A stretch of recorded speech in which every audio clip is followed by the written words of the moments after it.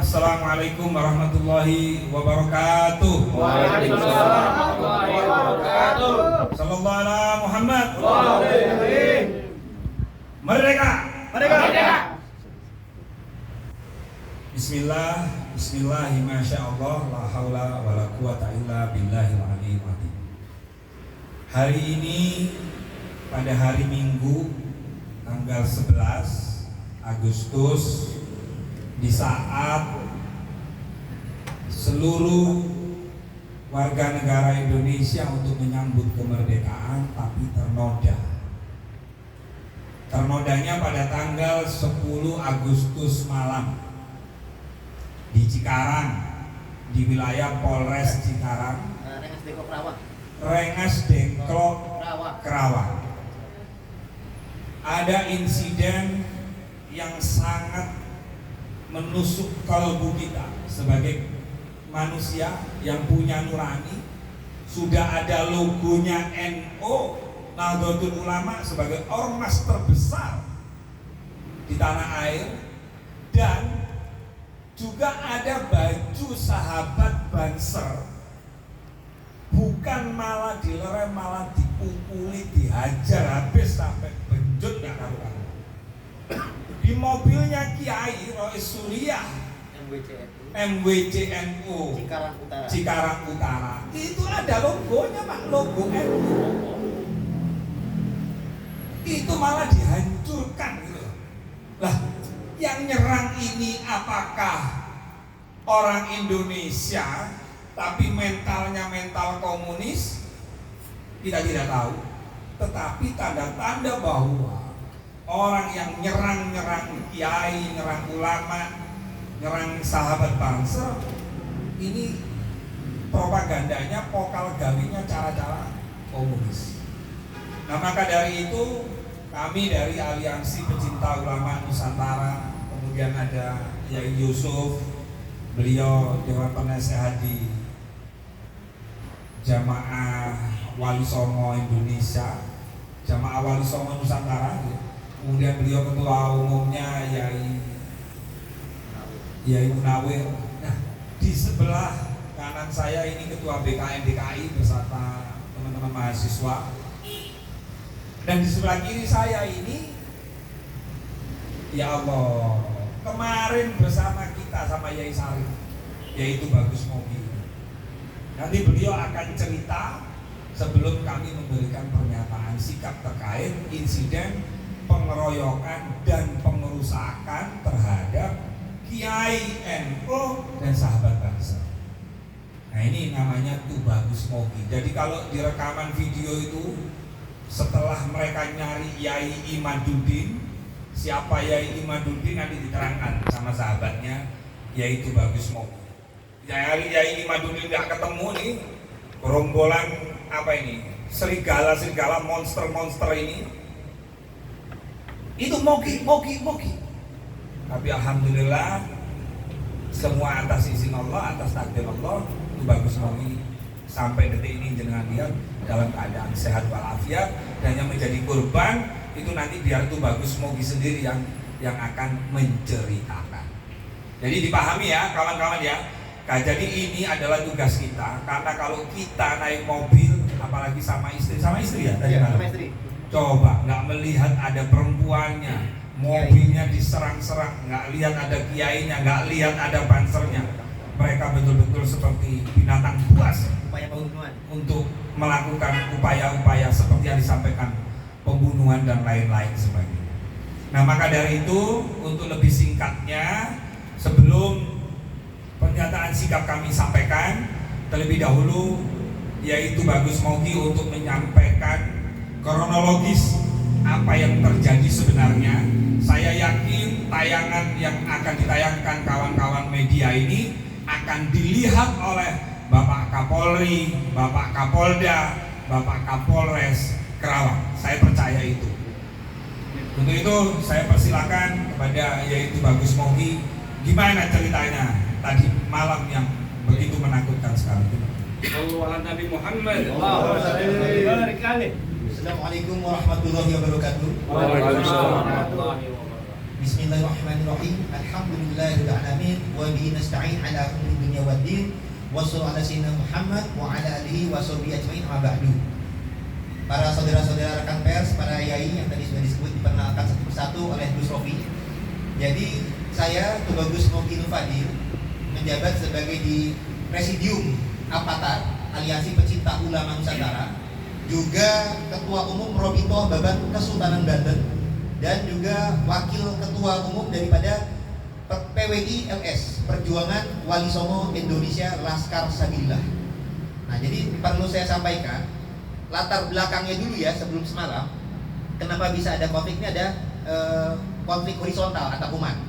Latar belakangnya ini adalah antara kalangan habaib Ba'alawi Muasal Yaman dan pengikutnya dengan beberapa kiai Nusantara. Nah, ini perlu diperjelas juga kiai Nusantaranya, terutama yang terkait dengan keluarga besar Wali Songo juga, meskipun tidak secara langsung. Jadi intinya kita sebelum apa-apa ini sering melihat ada para oknum Habib Ba'alawi yang mengaku-ngaku sebagai cucu Nabi itu berbuat kesombongan, radikalisme, perendahan, bahkan penjajahan tanda kutip finansial, spiritual di kalangan masyarakat. Contoh, ada oknum yang pernah menghina Gus Dur, buta mata buta hati. Ada yang menghina berguru kepada satu Habib bodoh lebih utama daripada berguru kepada 70 kiai yang alim. Dan perendahan-perendahan yang lain di mana mereka merasa sebagai cucu Nabi ini ahli surga, tidak akan masuk neraka. Dan banyak kesalahan-kesalahan lain yang bahkan sudah kami laporkan ke MUI karena sudah kami temukan di antara kesalahan para oknum Habib baik secara personal maupun umum itu sudah masuk 5 kriteria sesat MUI dari 10 kriteria sesat MUI. Nah, kesesatan para habaib Ba'alawi Muasal Yaman ini kemudian diteliti oleh beberapa kiai tentang kajian nasabnya, karena dicurigai kok Nabi Muhammad ini kan mengajarkannya rahmatan lil alamin, ramah, lemah lembut, sopan, toleransi, berakhlak mulia. Tapi kok ini yang mengaku-ngaku sebagai cucu Nabi, kok di Indonesia menampilkannya suka caci maki, suka radikal, dan lain sebagainya. Maka ketika diteliti melalui kajian pustaka, ilmu nasab, ilmu sejarah, bahkan ilmu genetik, sudah bekerjasama juga dengan anggota BRIN, Badan Riset dan Inovasi Nasional. Bahkan di bulan Agustus tahun lalu sudah diseminarkan di UIN Syarif Hidayatullah, yang kemudian tanpa memaksakan ya, tapi secara kajian ilmiah itu bagi para peneliti, terutama Kiai Imaduddin Usman Al-Bantani yang menuliskan sebuah tesis bahwasanya nasab atau silsilah para Habib Ba'alawi Muasal Yaman tidak tersambung kepada Nabi Muhammad Sallallahu Alaihi Wasallam sebagaimana klaim pengakuan mereka, sehingga tentunya ini menjadi suatu hal yang bagi mereka membuat kepanasan. Nah, tapi kami terbuka, ini sifatnya ilmiah. Jadi hal yang ilmiah, tesis ilmiah, silakan dikonfrontirnya dengan cara yang ilmiah juga, bukan dengan cara emosional dan cimaki. Apalagi persekusi. Jadi kita sudah mengadakan seminar, kita sudah mengundang organisasinya Ba'alawi yakni Robito Alawiyah tidak hadir. Kami sudah mempersilakan apabila apa-apa yang kami nyatakan ini dianggap berita bohong, silakan buka jalur hukum, kita adu bukti dan saksi di pengadilan kalau perlu. Jadi kami siap dikonfrontir dengan kajian ilmiah berupa, kalau Kiai Iman sudah membuat buku dan kitab, kita siap mengcounternya dengan adu kitab, adu hujah lewat seminar maupun lewat pengadilan. Karena ini sifatnya ilmiah, bukan sesuatu hal yang sifatnya emosional. Dan Indonesia ini sudah dilindungi undang-undang. Kita memiliki hak pasal 28 itu untuk menyampaikan pikiran dan pendapat kita, dan ini adalah kajian ilmiah sehingga dilindungi undang-undang. Dan kita harus toleransi. Orang percaya sama Habib turun Nabi silakan, yang nggak percaya juga silakan. Tapi penelitian ini sebagai bentuk kritik, Boyao yang belum tentu benar, jangan sok benar. Jangan merendahkan yang lain, jangan merendahkan kiai, jangan melakukan perendahan-perendahan kepada pribumi. Nah, karena mereka banyak melakukan perendahan tersebut, ini menjadi hal yang rawan. Dan tadi malam, baik, sekarang kita lanjut ke tadi malam. Intinya, karena di publik ada tokoh-tokoh yang sudah bersuara tentang masalah kajian ilmiah ini. Kalau misalkan saudara-saudara sekalian juga menyaksikan di YouTube, terutama ada Kiai Imaduddin Usman, ada saya Tubagus Mogi Fadil, bahkan beberapa tokoh juga sudah berbicara, Kiai Syarif pada suka, Kiai Said Akil Siroj, kemudian bahkan Kiai Yusuf, Profesor Mahfud MD pun juga sudah bersuara, Roman Irama pun juga sudah bersuara, anggota RI dari DPR RI dari Nasdem, Bu Irma juga sudah bersuara, Kiai Munawir dari MUI juga sudah bersuara. Jadi ini sebenarnya sudah mulai viral dari tahun lalu. Nah, cuman ini saya jelaskan sedikit bagi yang mungkin masih awam. Nah, intinya ada tokoh-tokoh yang sudah menjadi bicara dan para kiai-kiai yang sudah sepakat dengan kita itu membentuk berbagai organisasi. Di antaranya ada Perjuangan Wali Songo Indonesia, Laskar Sabilillah, ada juga Jamiah Wali Songo Nusantara, Jawara, dan lain sebagainya. Jadi sudah membentuk organisasi sebagai wadah untuk memperkuat kekuatan ya. Karena kan apabila kita jalan sendiri masing-masing, bagaikan lidi mudah dipatahkan. Jadi dibentuk suatu wadah untuk memperkuat. Nah, jadi rencana awal tadi malam itu adalah kita undangan dari Kiai Junaid Al-Baghdadi, salah satu ulama dan tokoh kasepuhan di Kerawang, Jawa Barat. Nah, beliau juga didapuk menjadi kasepuhan daripada organisasi PWI, Perjuangan Wali Songo Laskar Sabilillah Nusantara, yang nanti malam tanggal 11 Agustus akan mengadakan pelantikan PWI di komplek makam Syekh Guru Kerawang.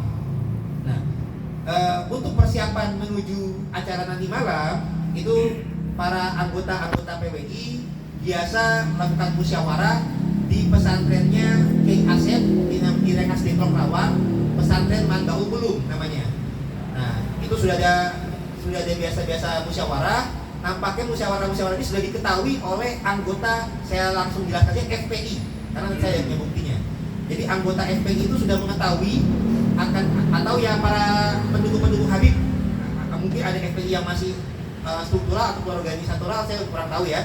Yang pasti para pendukung para habaib ini sudah ada ancaman-ancaman supaya acara nanti malam di PWI ini tidak terlaksana, dan mereka mengetahui bahwasanya rencananya kan mengundang tokoh-tokoh yang banyak bersuara kontra Nasab Habib Bahlawi, yakni Kiai Imaduddin Usman Al-Bantani yang menulis tesis tentang kepalsuan Nasab Habib, dan juga Kiai Abbas Buntet, cucu pahlawan pejuang dari Cirebon, Kiai Abbas yang turut berjuang di Perang Surabaya sebelum Perang Gimana. Jadi ini ada rencana kehadiran dua tokoh petinggi daripada PWI. Nah, saya pun juga termasuk wakil ketua mewakili Trah Kesultanan Banten juga. Nah, kemudian rencana di malam nanti salah satu kasepuannya kan adalah Kiai Junaid Al-Baghdadi. Nah, beliau ada acara rutin tiap malam minggu, terutama ada hari-hari yang Kliwon apa gimana itu hari besar, ada acara di pesantren beliau di Rengas Dengklok Kerawang. Nah, beliau mengundang anggota-anggota PWI, terutama juga Kiai Imad, kalau bisa hadir di malam tadi supaya membicarakan musyawarah untuk kelanjutan acara di nanti malam. Nah, jadi ada acara tanggal 11 Agustus, ada acara tanggal 10 Agustus. Nah, 10 Agustus ini acara khususnya daripada Kiai Junaid Al-Baghdadi. Nah, Kiai Junaid Al-Baghdadi ini acaranya di Rengas Dengklok Kerawang. Nah, ketika biasa acara itu biasanya ribuan jamaahnya banyak, jadi biasanya suka macet. Makanya ada arahan dari panitia tidak bisa langsung ke lokasi, ada tempat meeting point dulu, ada tempat transit dulu di pesantrennya Kiai Asep Manbaul Ulum yang nggak terlalu jauh. Nah, para polisi pengamanan utamanya di lokasi acara dari Kiai Junaid. Jadi yang diutamakan pengamanan di tempat Kiai Junaid. Di tempat transit hanya anggota laskar dan banser saja, belum ada pengamanan polisi. Nah, maka ketika yang dicari-cari oleh kelompok mukibin atau pendukung para habaib itu, mereka ternyata di panitia sudah memberikan ancaman. Bahkan dalam WA-WA itu sudah memberikan ancaman bahwasanya ada upaya pembunuhan kepada Kiai Imaduddin Usman Al-Bantani, hendak memenggal kepalanya daripada Kiai Imad. Jadi ini sudah ada upaya ancaman dan upaya pembunuhan sudah ada. Nah, di tempat pesantren karena Kiai Imad sudah menyatakan tidak akan hadir, mungkin menjadi lengah. Seakan-akan kalau Kiai Imad sudah tidak menyatakan tidak hadir, insya Allah relatif aman. Nah, padahal yang berjuang kan tidak hanya Kiai Imad, tapi juga ada tokoh-tokoh di sekitarnya. Nah, karena saya juga sering mendampingi Kiai Imad, jadi ketika kita di pesantren Manbaul Ulum, nah, kita kita lagi lokasi persiapan menuju ke pesantrennya Kiai Junaid.